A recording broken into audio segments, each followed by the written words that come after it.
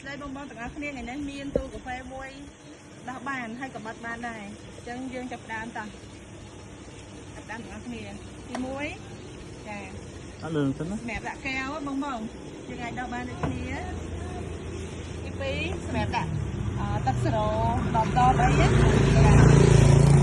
ទី3ទេបងនេះធ្វើអញ្ចឹងណាគឺយើងអាចតម្លាក់បានហើយបងតែការលើកឡើងលើវិញបងឆាត់លឹះនឹងមកវិញមកគឺមកហើយយ៉ាងហ្នឹងចាអញ្ចឹងយើងដកចេញមកវិញមកហើយ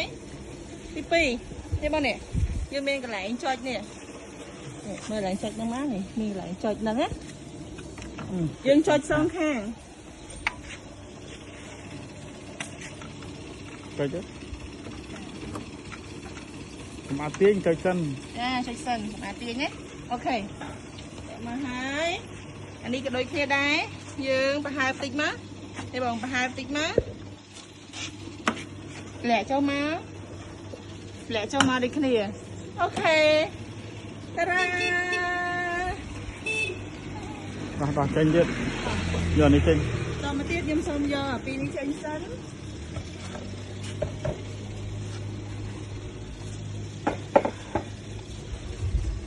យើងចាប់ផ្ដើមបត់ខាងក្នុងម្ដងអូខេទី1ដោះកលឹះចេញមកនេះបងចាដោះកលឹះនេះចេញមក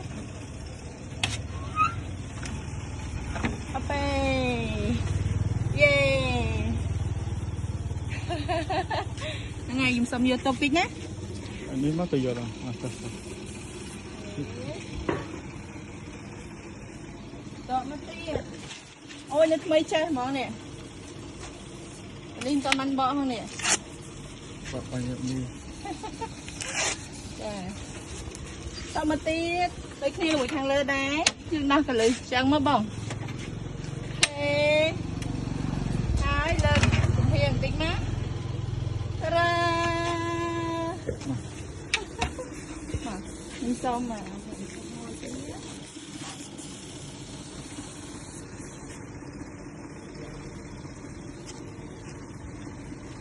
ឥឡូវយើងចាប់ផ្ដើមបត់ទូមួយទាំងមូលចូលគ្នាតែម្ដង